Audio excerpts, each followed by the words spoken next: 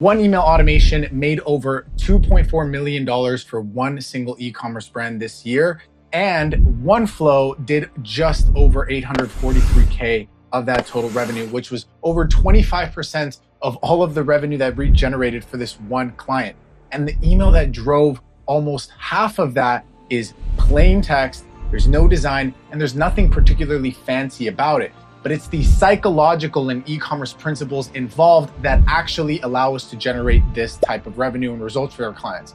And it is the most basic flow in e-commerce. The problem is that most brand owners either ignore it or they set it up wrong, so it's burning their ad spend at the top of the funnel. And in this video, I'm gonna show you the 3 ways that yours is probably broken. I'm gonna show you the exact 8 email structure behind that 843K in revenue generated. And I'm also going to show you the 8 questions that we use to internally audit the brands that we end up working with. So by the end of this video, you're going to know exactly how to fix this issue and how to maximize the revenue that you're making from your flow. So let's get into it. All right. So first things first, let's get into the basics. This is, in my opinion, the most overlooked flow, and it also happens to be the most basic one. It's a flow that most e-com brand owners either overlook or they underestimate.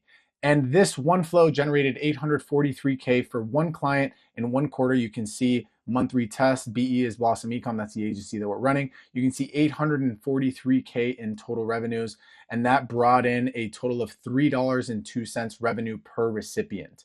You can see that broken down right here. You can see the amount of deliveries we had. You can see the actual specs of this one particular flow if we break it down.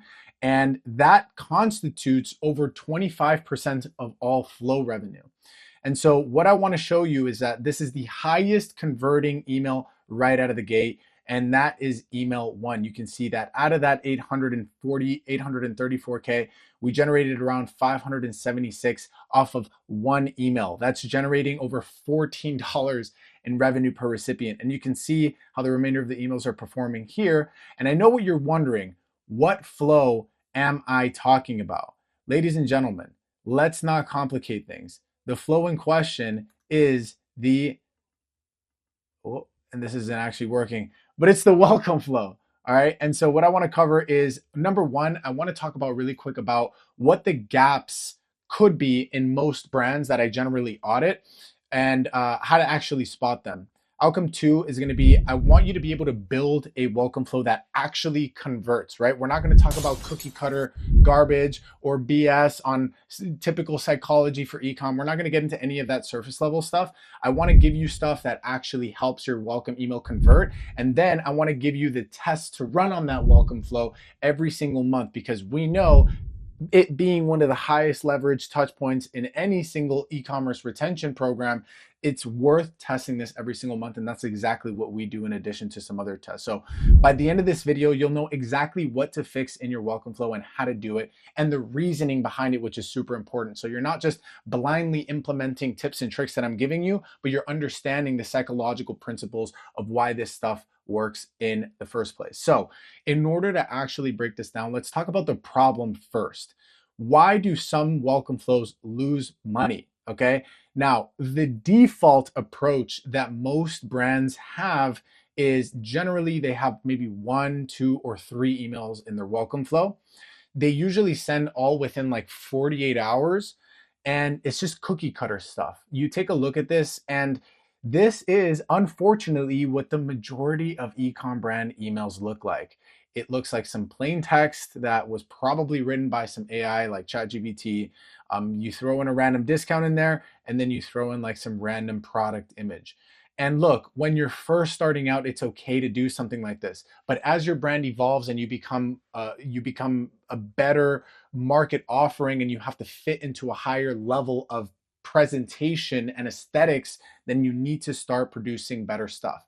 Now, the second, and really the evolution of that, is that most brands will generally start to include some newsletter fluff, but not necessarily a reason to buy. So this generally looks a little bit better. You've got some menu items up here, hair, body, face sample, so that we can start to give some category guidance. You generally have like a nice little header image. And the problem with this is that it just has too much newsletter fluff, most people don't care about this stuff, right? People are signing up for some sort of incentive.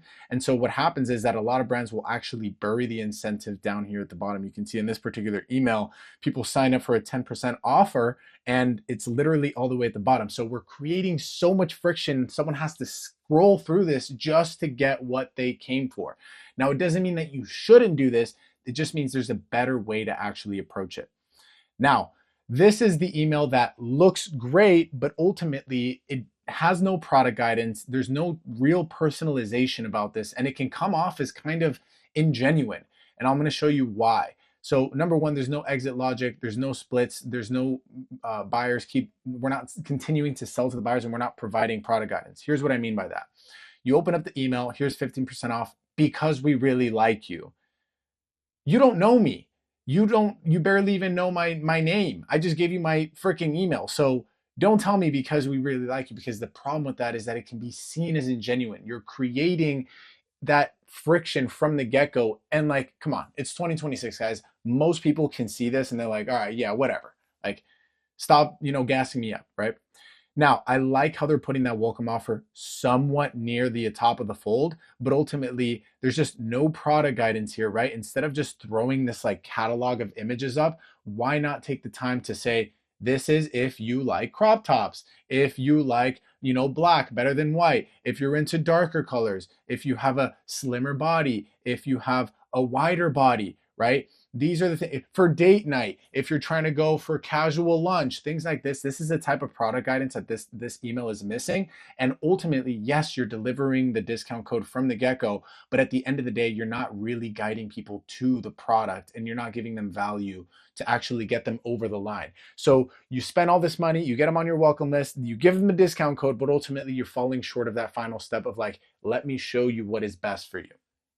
Now, I want to show you what a proper welcome flow email looks like. And just as a transparency, this is not one of our clients, so there's absolutely no bias here, but this is what most people miss when they try to copy it. This is what Yellowbird does, and they're doing really well in their welcome flow. So I'm going to break this down for you.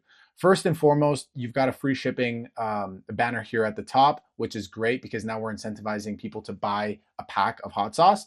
You can see welcome to the flock. The branding is perfect. You can see that the discount code is right here above the fold and a call to action, which is great. I love the branding that they have here. The copy just speaks to their brand. It speaks to their tone. It speaks to their voice. And that's ultimately what they're going for. And then right here, you can see that they're starting to layer in some product imagery, which is awesome. And you can see right here, what is this? This is product guidance, right? So right here, they're telling us, hey, these are the classics. These are the fly flavors that generally people like. Check this out. You have their organics line if you're more into that conscious consumerist sort of market. And then you've got small batches, right? From my perspective, this is like limited edition stuff. They're seasonal sauces, right? So from here, I can already look at, do I want classics, organics, or small batches? So small little text, quick little a header of text, and then ultimately they're giving us proper guidance. And then down here, you have shop the sauce, find in stores, or get spicy recipes, which is just a final way to actually get people to take an action. But this right here, in my opinion, is a really good example of a welcome flow. So now that we've understood the problem of what a crappy welcome flow actually looks like and what a much better designed welcome flow looks like, let's talk about really quick just some funnel context, okay? Because we need to understand where the welcome flow actually lives in the entirety of your ecom funnel. Generally, brands will have ad spend top of funnel. They'll have a landing page, which is where people come to the site and they're starting to take a look, whether it's a product page, a PDP, your homepage, a listicle, whatever it may be. This is the first step of your retention channel, the pop-up. We're going to talk about pop-ups later on, perhaps in another video, because that is a whole nother wealth of information. But what I really want to focus on is the welcome flow, because once someone signs up for your pop-up, they automatically get put into the welcome flow. Now, everything before this actual point right here where people are in your welcome flow costs money. You're spending money on the front end. For a lot of brands, the CPA might be $10 if you're lucky, sometimes 30, 50, 100. Some telehealth brands we work with have CPAs of $500, okay? So what that means is that if your welcome flow is converting at 3% versus 10%, then you're burning a ton of acquisition budget on the top end. And so every dollar that you spend on ads funnels into this one automation. And that's the importance of making sure that we're maximizing the efficiency of this flow, because this is what actually makes the front end profitable. This is what stops the bleeding and allows you to actually build in profitability into your brand. And a good welcome flow is going to get people to actually place their first purchase. Okay. Now, let's talk about the scale and why does this all matter in the first place? The one thing that I want you to understand is that 100% of your email list enters a workflow, the welcome flow, for the most part. And it's the highest level leverage automation that you actually own. Here's what a 7% welcome flow gap actually costs you. Let's say you have 10,000 new subscribers or visitors every single month, and you have a 7%, which is a typical welcome flow conversion gap based on the audits that we generally run. And let's just say we have a $65 AOV, which is pretty typical for e-commerce. Like I said, we have some brands that have a much higher AOV. We have some brands that might be 30, 40 bucks AOV. This is somewhere around the sweet spot. A poorly set up welcome flow is going to be 54 grand per year, right? Now, the reality is that this could be 200K or more of a gap per year because your welcome flow is not actually optimized.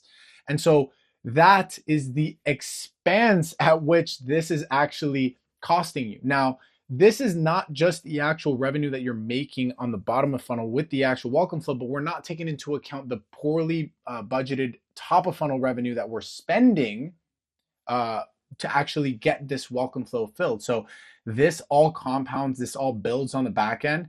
And so let's talk really quick about the structure. How do we actually fix your welcome flow beyond design, beyond the actual copywriting? Let's talk about the architecture and the structure and timing, because that stuff matters a ton. Now, the most important thing is that a good structured welcome flow is not 3 generic emails that you kind of just piece together and like you use ChatGPT to create like some good copy that's catchy and hits the angles and whatnot. It all starts with proper conditional logic, right? You have someone that comes into your welcome flow, right? That triggers a specific list. They sign up to your pop-up, they hit the welcome flow, now they're in there. This is what it generally looks like. Now, there's a ton of different ways that you can sort of approach this. We are very big, depending on the type of brand that we work with, depending on their product offerings, if they have multiple SKUs, if they have multiple categories, or maybe they have multiple objections that their customers are generally looking to achieve with their products. For example, we work a lot with supplement brands. Some of these supplement brands have products that are good for muscle building. Some of them have supplements that are good for weight loss. Some of them are supplements that are good for your skin and nails and beauty, right? So by creating a pop-up flow that segments these people with ZPD, zero party data, it's a fancy way of saying, what are you interested in? We can actually split the welcome flow into different paths, let's say 3 or 4 paths, and we can personalize the first touch point, both in SMS and in email, specifically to the objectives that that customer is looking to achieve, right? So let's say someone is looking for accessories or shoes, for example, that's a touch point. Someone is looking for accessories, that's a touch point, right? Someone is interested in everything, or maybe someone didn't actually choose something that they're interested in, right? That is going to summon a ton of different paths.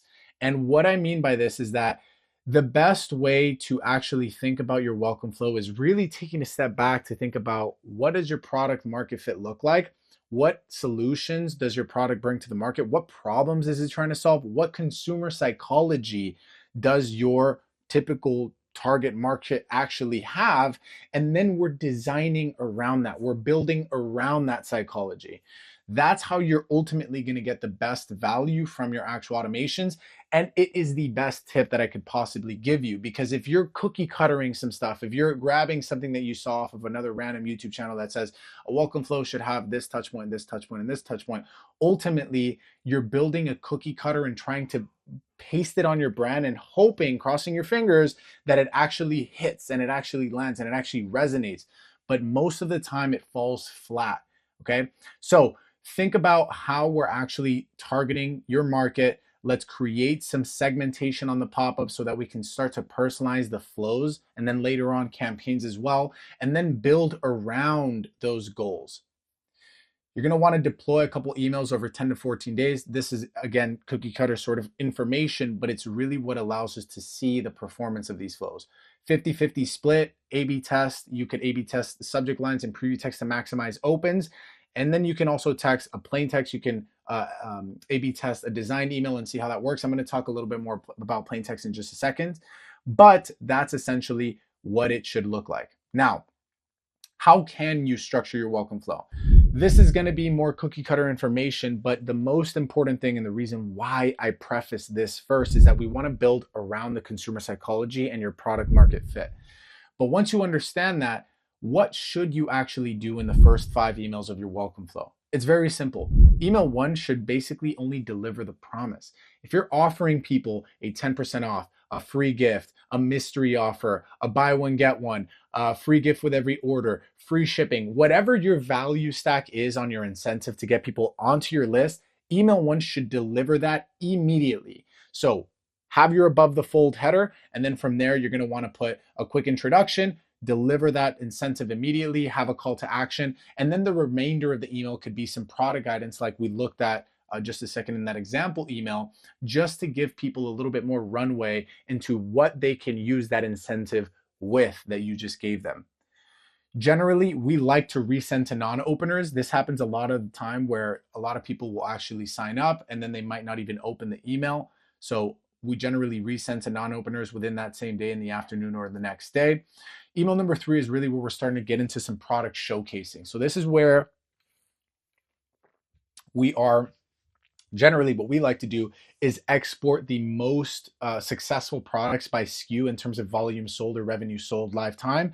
Start to look at what these products are, analyze which ones are best and why people are buying them, and then we're showcasing those products. And the reason for that is because instead of just throwing a bunch of products and just like a giant catalog on someone's email, why don't we actually take the time to think about what our best sellers are, what has the most market validation, and what people are just buying, period. It makes sense, right? So showcase those products and then build around the products in terms of what objectives your customer might have, what problems they're trying to solve, how this actually fits into their routine or lifestyle. That's how you're going to get the best results from product showcasing. Email number 4, generally you can sprinkle these things in some of these other emails, but I generally like to advise against creating more than one call to action or just overfilling an email in the first place, because we dilute the attention that people have. And in an era where everybody has goldfish brains, we need to really maximize how we're approaching this and make it as simple as possible for people to actually convert. So email number 4 generally has some sort of brand story, how we came to be, why our products were created in the first place, what were the problems that we were seeing in the market, and what we built around that so that we can stand out and actually be a good product market fit. Email number 5 is going to be social proof. So how can we showcase our products being used in the wild? How can we showcase other customers using our products? How can we actually build around that social proof, build around the momentum that we have in the market, and then make ourselves seem, it's perfectly fine, bigger than we are, right? People are tribal. People buy into things that they see other people enjoying, and people buy into things that they see other people investing in. So how can we build around that psychological principle? That's what social proof ultimately is. Now, if people haven't bought at this stage in the welcome flow, it's not because of they don't know who your company is, they don't know what your products are, they don't know if other people are actually buying your products, right? Which is everything that we did in the first couple emails. It's not because they don't know what products to buy, because we also built in that product guidance. People are not buying buy now, it's because they have some sort of subconscious objections as to why they're not actually crossing the line. So that's what email 6 to 8 are designed to do. Email 6 is going to be a risk reversal. It can be anything from a guarantee. If you don't like our product, send it back in 30 days, money back, some sort of returns, easy returns. We process this, free returns, whatever it is. FAQs. So maybe we're starting to layer in some FAQs into these emails and ultimately showcasing, some common questions that customers might have before they actually purchase, right? So pre-purchase objections, start to layer in some of those FAQs and those answers in there. or any way to really remove any objection, that's what the risk reversal email is ultimately about. It's what are our customers thinking in relation to our product before they actually purchase, and how can we build these emails around those common questions or common concerns so that when they read them, it automatically calms those objections, and now they are incentivized, or they have the courage, they have the certainty in our products to actually convert. Email number 7 and 8 is really where we start to layer in some of that urgency. So this is really just a last chance email. We like to implement some urgency. We like to implement some deadlines, some more social proof and scarcity. There's nothing fancy about it. There's a ton of different ways to do it. You can use your imagination for this. And then email 8, we love doing a plain text sort of closer. So like something from the founder, a personal message from them, some sort of final push. Hey, I just wanted to check in with you. Here are some things that it might be worth considering. If you have any questions, you can reach out to me. I actually read these emails. There's so many different ways of doing it. The most important thing here is that at some point in this flow, we create a plain text email from the founder or a brand manager if you want to create a pseudo brand manager, or even your brand team. You can literally say the XYZ company team, right? Most important thing is to make it seem genuine and just make it seem like it's actually coming from a real human, because most people are lacking that, especially in today's day and age where we have so much AI and so much technology. People like, there's gonna come a time where people are gonna be sick of fucking AI, and they're gonna be like, I don't care about AI anymore. Like, where is the human? Where can I get some human attention? Where can I get some human help? And that's, I feel, the trajectory that we're headed in. And so by creating more plain text emails that are more founder driven or team driven, we're seeing a lot much better results. So some couple important things here. Some welcome flows work better with less emails. Some welcome flows work with more emails. The one thing I always stress is test, test, test. Do not listen to any cookie cutter BS advice, even my advice. You're going to want to take this with a grain of salt, and you're going to want to test this for yourself. I'm personally speaking from having worked with over 100 brands and generating over $105 million in attributed email and SMS revenue. But I admit I'm not the biggest and I'm not the best. So test everything, take it with a grain of salt, and ultimately let the numbers decide, because what can work for one brand could also not work for another brand, right? And different verticals have different customer psychology. So it's important that you just test every single thing. All right, the most important thing is, the ideal welcome flow is one that gives more than it takes, right? So super important tip. Instead of saying, how can I get people to convert? Start asking yourself, how can I empower people to be able to make the decision to actually convert? How can I give people the value? How can I educate people on our products? How can I explain how our products fit into their life so that my customers are empowered to actually buy the products? That is the one mental shift that, if I were to give you, can make the biggest difference. Is stop thinking about your customers as dollar signs, as much as they are that, right? Like, let's not beat around the bush here. Start thinking of them as real humans, and start thinking of them as like that friend that you want to help out. You created your products to solve a certain thing in the market. You created your products to help people, right? So how can we actually build our welcome flow around that information to help and to guide them? That's what's going to make the biggest difference here. So that's ultimately what I recommend. Now, let's talk about the sequence and what this actually looks like in practice. This is the biggest thing, and this is ultimately what differentiates so many people online, is that they talk theory and they talk possibilities and they talk, this is how I would do it. But very few people actually open up the books, open up the numbers, open up the revenue, and show you, first of all, how it's performing. And then moreover, very few people are actually taking a look and opening the hood of the car and saying, look at how we're actually generating those results. So that's what this is. Right here, you can see in email number 1, we're really delivering the promise. And say, hey there, thanks for signing up. This is your code, right? Immediately delivering that promise. To redeem your exclusive offer discount. Also, we've been meaning to share the idea behind the brand. It started from a simple realization. Modern life keeps us separated from the earth more than ever before. Between shoe screens, insulated floors, and long indoor days, the natural conversation slowly fades. So what are we doing here? We're already positioning ourselves. Nowhere here are we saying buy, buy, buy.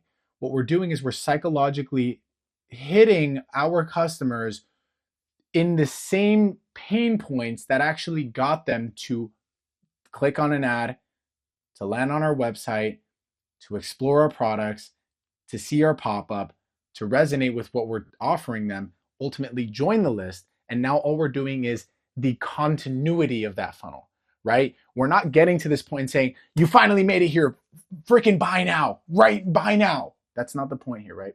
We're bringing them here and now we're starting to guide them. So we're positioning ourselves in the market. We're talking about the psychological aches that they can have, that they generally experience in relation to our products, right?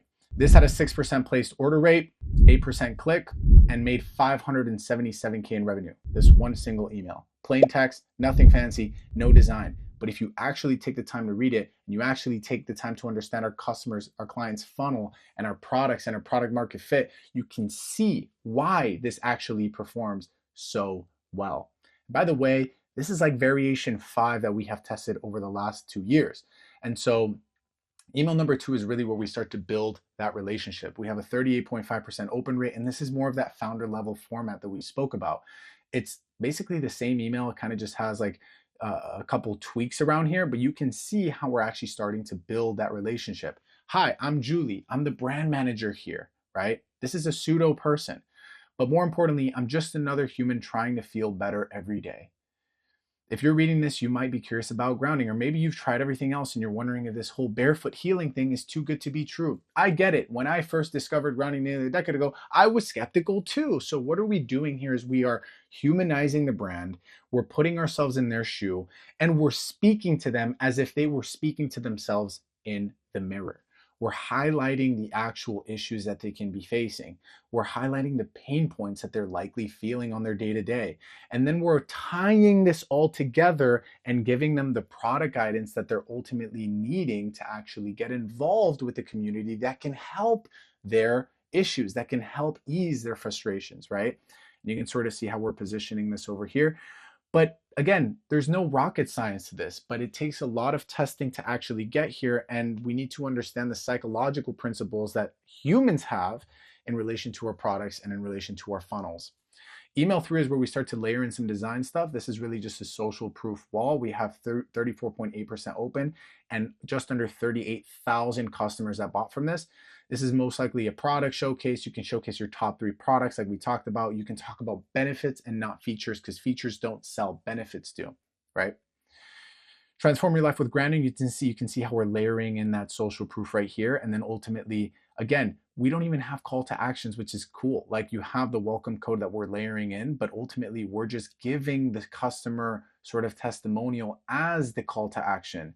I struggled with insomnia for years, but after using these sheets, I sleep like a baby. The difference is night and day. You can see John over here. He talks about how chronic pain used to rule his life, and the grounding with our products has given him a new lease on life, and that he's more active and happier than ever before. So you can see how we're using these images and these testimonials to actually drive those clicks and drive those conversions. And it feels like we're not trying to actually sell them products. Instead, we're letting our customers and our testimonials do the actual selling. And then right here, you can see how we're pitching our blog, join our community of grounders. So again, we're really just guiding people through the psychological journey and getting them to actually convert. So let's talk about really quick email number 5, which is to deepen the practice. This has a just under 35% open rate, but you can see again, this is a high education brand. This is a brand that takes a lot of education, that there's a lot of woo-woo out there in the market. There's a lot of unbased claims. And so what we're doing throughout these emails is we're educating and we're providing value and we're guiding people through this sort of mystical realm of scientifically based findings that we ultimately need to massage them a little bit better to actually get them to convert, because there's a lot of dispelling of myths and a lot of dispelling of BS statements that are out there from competitors. And that's our moat, is that we're actually building around the education of the product, and we're actually building around a lot of the pain points that people have in their own psychology, right? And so you can sort of see the last email here. This is more of like a meditation angle. It has social proof, it has reviews, it has UGCs, it has, we're talking about the community. And again, we're letting the customers continually sell for us, right? Okay, so let's talk really quick about results, because this is what happens when you don't build and forget your welcome flow. This is super important. You can see how we went 5 to 7 figure results in 30 days. You can see this test right here. This was the original welcome flow email that we had. And you can see this is the amount of deliveries that we had. You can see I had double the amount of deliveries, right? 572K versus 259.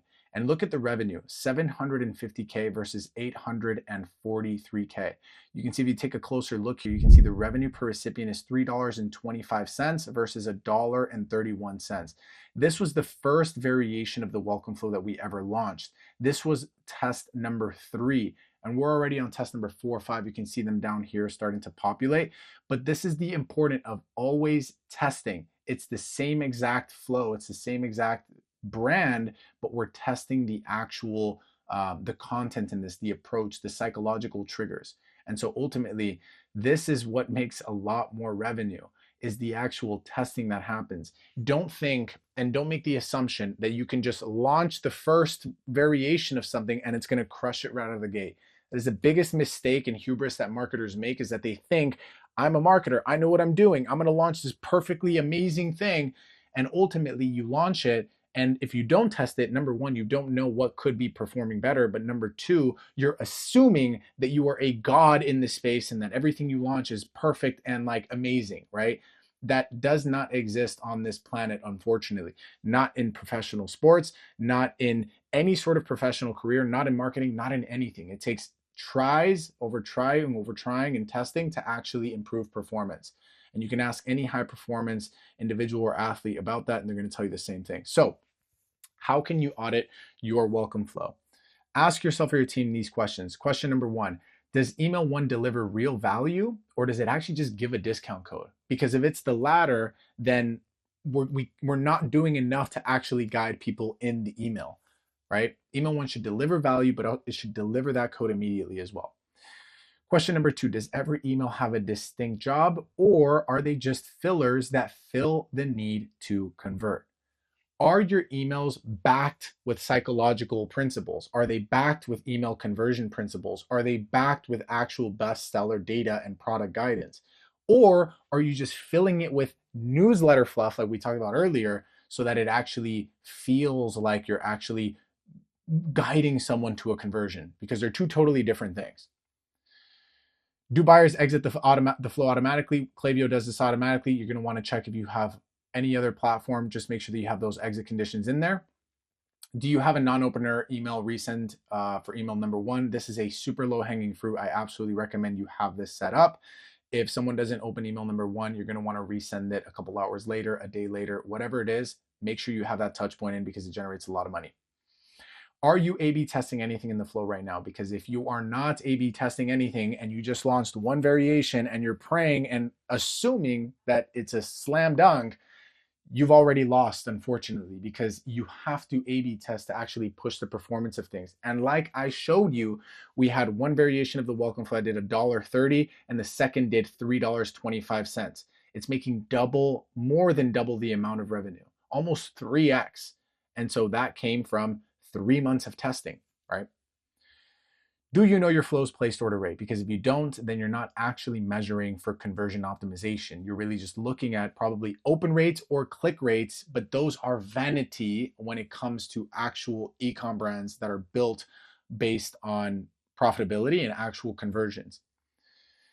Is there conditional logic, or is it one straight line? If you have a small brand, if you have very minimal products, a very small SKU catalog, then you could probably get away with just a straight line flow. But if you have multiple SKUs, if your products solve multiple issues, and even single product companies, even single SKU brands that we manage that were generating 40% of monthly recurring revenue, we can create conditional logic. Okay, so the conditional logic and the segmentation can be done for almost any brand in any vertical. I won't say all of them, because there's a slight chance that it doesn't apply, but 90% of brands can absolutely include that conditional segmentation. So you should be taking advantage of that. And lastly, does the messaging progress, or does it just repeat? A lot of brands fall into the trap of saying, we're going to create 8 emails and we're going to have 8 sort of different touch points. But a lot of times it ends up sounding the same. And this generally happens as a result of using like AI to like write all the copy. But not only should the copy seem different, should it be a fresh angle, different sort of psychological levers that we're pulling, the design should also be unique and fresh, maintaining that design consistency, right? Now, shameless plug, if you want me to audit your welcome flow with the same month 1 to month 3 testing framework that we use for our clients, I put all of 8 of these questions and more into a free scorecard. It's a little freebie lead gen. You can have that. It's totally free. The link is in the description. I'm only going to ask for your email, so you can take that. And the cool thing is I'm going to send you a ton of really dope content so that you can continue your journey on maximizing your ecom brand, right? Now, this is only a portion of what we generated on flows alone for this client. You can see the flow revenue since onboarding is $4.1 million versus 75K in the previous period before we actually started working with them. This is insane. You can see the total flow deliveries right here. You can see some more stats right here. Email flow revenue, just under 4 mil. You can see the SMS performance. We recently launched this, but you can see it's done over 170K in revenue. These are the time periods right here.